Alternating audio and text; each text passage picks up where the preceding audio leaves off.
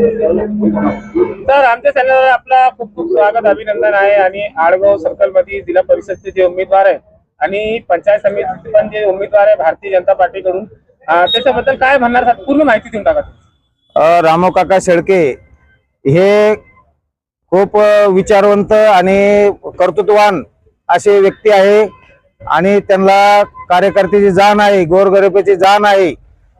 त्यांनी पहिले पण अध्यक्ष होते, विकासाचं काम त्यांनी खूप केलेलं आहे। यापुढेही आमच्या सर्कलचं काम ते खूप जोमानं करणार आहे आणि आमच्या गोरगरीब जनतेला ते न्याय देणार आहे आणि त्यांना एवढेही मतदान होणार आहे का ते आजच विजयी झालेले आहे।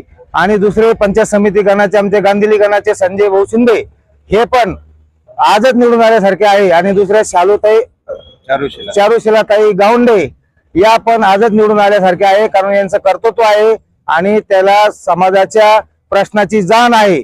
आणि रामो काका शेळके हे प्रत्येक माणसाला भेटून आणि आध्यात्मिक माणूस आहे आणि त्यांना खूप मोठा अनुभव आहे, त्यामुळे ते आजच निवडून आलेले असं आम्ही सांगतो तुम्हाला। तर जिल्हा परिषद आळगाव सर्कल मध्ये अशी मोठी कोणती समस्या आहे याचं आतापर्यंत निवारण झाले नाही आणि रामराव काका शेळके सर निवडून आल्यावर त्याचं सर्वप्रथम त्याचं निवारण करणार? आतापर्यंत जे जिल्हा परिषद सदस्य होते या अगोदर त्यांनी फक्त कॉन्ट्रॅक्टशिप केलेली आहे, बाकीचं काही त्यांनी लक्ष दिलेलं नाही आमच्या गणामध्ये।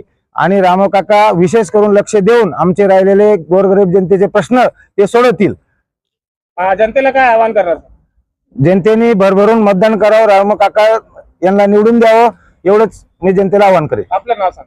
माझं नाव प्रभाकर भुजंगराव वाघ, चिंचोली, माजी सरपंच प्रभाकर, चिंचोली, तालुका, जिल्हा संभाजीनगर। तर दादांनी आता पूर्ण माहिती दिलेली आहे। जिल्हा परिषद मेंबर आणि जे ग्रामपंचायतचे जे मेंबर आहे ते संदर्भात माहिती दिलेली आहे। आणि सर तुम्ही पण तरुण आहे, युवा आहे आणि युवकांची पण मोठी समस्या आहे। सर निवडून आल्यावर युवकांचं कसं काम करणार? रामू काका हे अध्यक्ष राहिलेले आहेत। रामू काकांनी सगळ्यात पहिले काम हाती घेणारे रस्ते एकमेकांना जोडायचे, वाड्या वस्त्यांवरती जे रस्ते हे सगळे एकमेकांना जोडण्यासाठी रामू काका प्रयत्नशील राहतील। आणखी पण युवकांचे रोजगारासंबंधीचे विषय, आता आपल्या बाजूला DMIC आलेली आहे, तिथं आपल्या भागातील युवकांना कसं स्थान देता येईल यासाठी रामू काका कटिबद्ध आहेत। सर महिलांसाठी जे शासनाकडून जे स्कीम राबवण्यात येते ते स्कीमचा कसा लाभ देणार महिला? लाडकी बहीण योजना ही भारतीय जनता पार्टी, शिवसेना, राष्ट्रवादी या महायुती सरकारने चालू केलेली आहे। त्याच्यामध्ये मुख्यमंत्री देवेंद्र फडणवीस साहेबांनी सांगितलं आता 1500 रुपयाचे लाडकी बहिणींना 2100 रुपये करणार आहे। याचा लाभ महिलांना डायरेक्ट थेट होतो। काँग्रेसच्या टाइम मध्ये हा वरतून 1 रुपया आलेला 25 पैसे 10 पैसे खाली पोहोचत होते, आज 100% पैसे आपले महिलांपर्यंत पोहोचते, शेतकऱ्याच्या गोरगरीब जनतेच्या खात्यात पोहोचते। सर केंद्रामध्ये पूर्ण भारतामध्ये केंद्रामध्ये भारतीय जनता पार्टीची सत्ता आहे आणि राज्य सरकारमध्ये पण भारतीय जनताची सत्ता आहे। तर आपल्या संभाजीनगरला कसा न्याय मिळणार, असं लाभ कसा मिळणार सत्य का? देशामध्ये नरेंद्र मोदीजीचं सरकार आहे, राज्यामध्ये देवेंद्रजीचं सरकार आहे। जिल्हा परिषदला जर समजा भारतीय जनता पार्टीचा सभापती झाला, अध्यक्ष झाले, तर भारतीय जनता पार्टीमुळे जेवढे काही काम आहे आपण बघितलं, काँग्रेस होतं तोपर्यंत काही रस्ते दिसत होते का? आज तुम्हाला कुठं पण जायचं तर कमी वेळात तुम्ही पोहोचू शकता, दळणवळणाची व्यवस्था चांगली झाली। आज तुम्ही मुंबईला जायचं तर 4-5 तासात पोहोचू शकता। शेतकरी समजा सकाळी निघला तर संध्याकाळी परत मुंबईला माल देऊन वापस येतोय, हे सगळं भारतीय जनता पार्टीनेच केलं।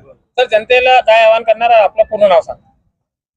रामू काका शेळके, रामराव दादाराव पाटील शेळके हे आमचे भारतीय जनता पार्टीचे उमेदवार आहे। यांना तुम्ही प्रचंड बहुमताने विजयी करा ही विनंती करतो। माझं नाव अजिंक्य नामदेव मदगे, पाचोड, छत्रपती संभाजीनगर। रघुनाथ आसाराम वाघमोडे। 2012ला मी पंचायत समिती सदस्य गांधिली गणातून निवडून आलो होतो आणि आता या निवडणुकीत रामू काका शेळके जिल्हा परिषदला उभे आहेत, चारुशिला गावंडे या पंचायत समिती आडगाव बुद्रुक मधून आहे, संजय शिंदे हे गांधिली गणातून उभे आहेत आणि हे तिन्ही उमेदवार जनतेच्या कामासाठी कटिबद्ध आहे।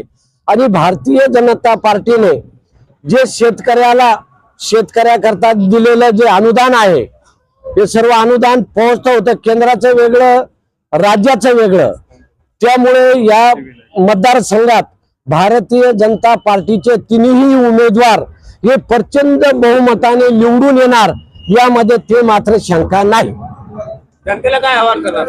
जनतेला आव्हान एवढं करणार की भारतीय जनता पार्टीचा एक चांगला जिल्हा परिषद साठी एक चांगला धार्मिक आध्यात्मिक असलेला माणूस रामू काका शेळके रोजगाराकरता दोन्ही MIDC साठी रोजगाराकरता नोकरी उपलब्ध करून देण्याकरता कटिबद्ध आहेत.